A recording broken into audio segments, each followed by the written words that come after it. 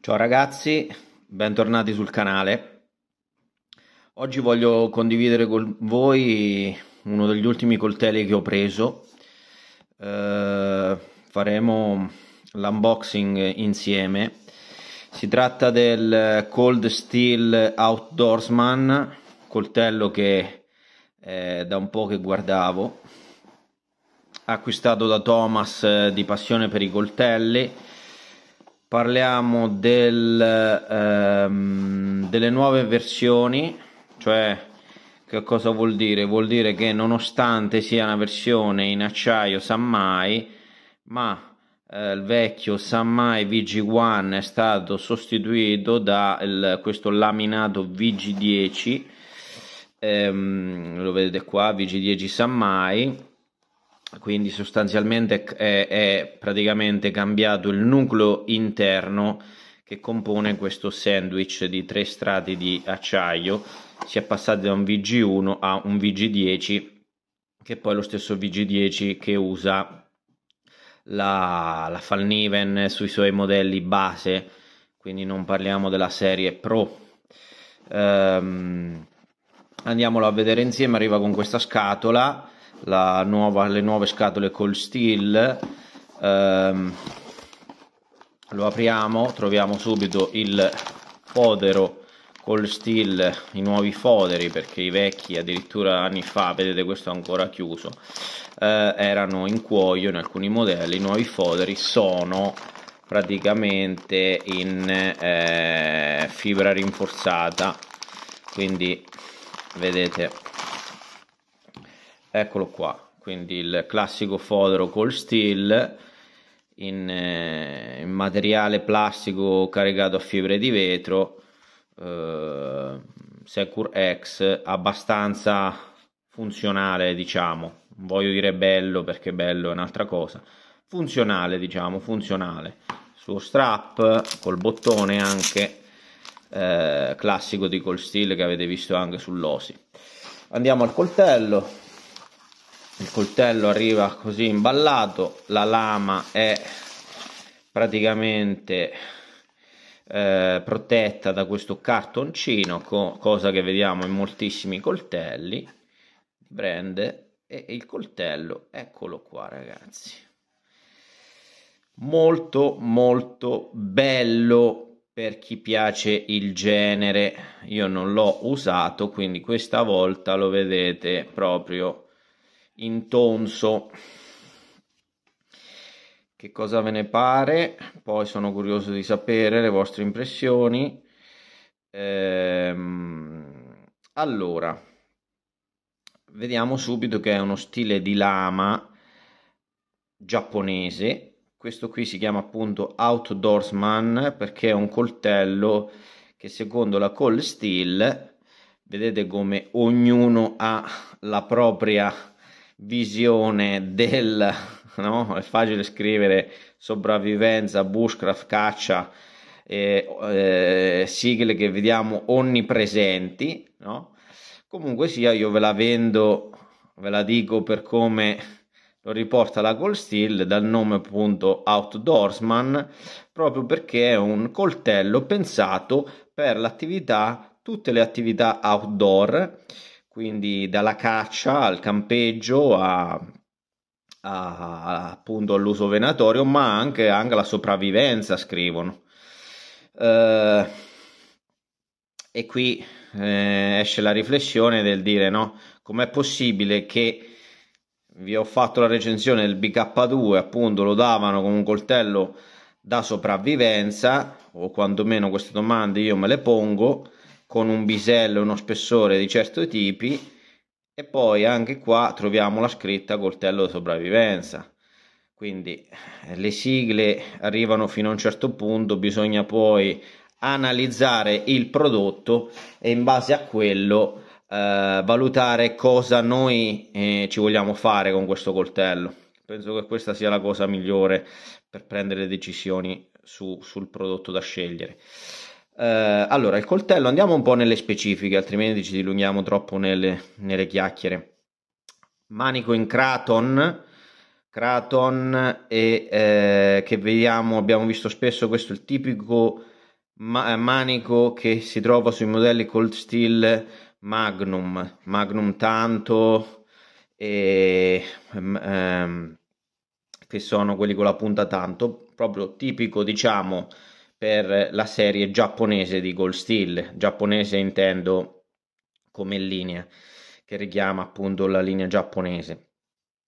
Vedete, il coltello, lo vediamo subito, ha una bisellatura concava, vedete, abbastanza sottile.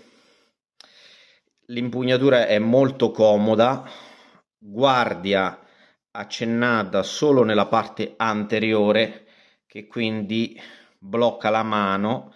C'è questo rilievo a livello del dorso della lama in questo punto, proprio per l'alloggiamento del pollice, che devo dire si sente bene, lo blocca abbastanza bene. Vediamo riportati Cold Steel Sanmai Taiwan da un lato e Outdoorsman dall'altro, quindi un coltello che secondo loro è indicato per tutte le attività all'aria aperta.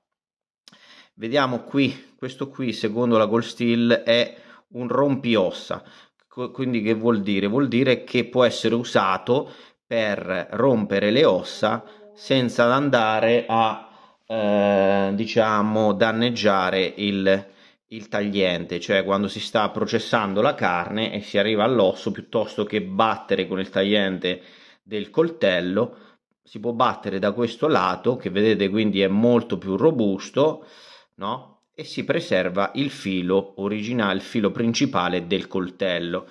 Ha questo spaccaossa da questa parte, poi la punta ritorna a un certo spessore, qui addirittura vedete la laminatura della lama, per poi quindi la punta direi che è abbastanza robusta. Vediamo un attimino le doti di taglio del coltello, la filatura originale di questo laminato made in Taiwan.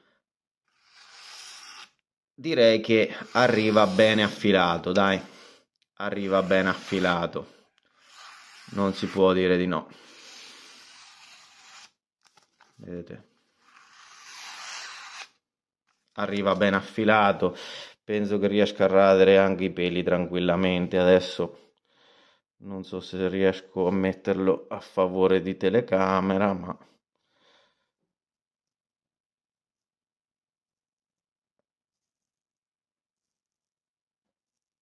sì, rade anche i peli, ragazzi. Devo dire che è molto ben affilato, molto ben affilato. Vediamo anche il bordo superiore che, come vi dicevo, al tatto mi sembra ben affilato. Questa sezione, come vi dicevo, dedita, sembrerebbe destinata a spaccare le ossa e a preservare il filo originale. Devo dire che dà l'idea di essere affilata anche questo rompiossa, diciamo. Sì, esattamente. Ovviamente non ha una filatura da come il bordo principale, perché comunque non gli serve, ma comunque è abbastanza, vedete, affilato. Ovviamente il bordo principale è più affilato, no? Però questa appunto la sua funzione è, diciamo, rompere ossa di selvaggina, insomma, essendo un coltello pensato anche per la caccia. Punta abbastanza, vedete, incisiva. Un attimo le specifiche: la lunghezza della lama è 15 cm, 15 cm e 2 circa. Lunghezza complessiva del coltello siamo sui 28 cm totali, uno spessore di, adesso non ho il calibro ma mi pare di ricordare che fossero 5 mm esattamente. 5 mm, 4, sì, 4, quasi 5 mm, 4, 4 e mezzo, 4 e 7, quasi 5 mm. Come vi dicevo, bisellatura concava, non so se riesco a inquadrarvela da sopra per farvi rendere conto. E lo danno come un coltello in grado di sopportare tutto. L'impugnatura, ragazzi, è fantastica in mano, veramente eccezionale. Vedete come si impugna, il Kraton è comodissimo in questo caso. Io ho un altro coltello con questo stile della Cold Steel, un Magnum Tanto, preso modello vintage, che poi anche quello vi farò vedere. Queste impugnature io ci vado matto, sono comodissime, ragazzi, comodissime. Vedete qui come si stringe posteriormente, pomello e guardia dovrebbero essere in acciaio. L'impugnatura è extra comoda, coltello veramente che sembra proprio bloccato in mano, è proprio un grip pazzesco, super confortevole.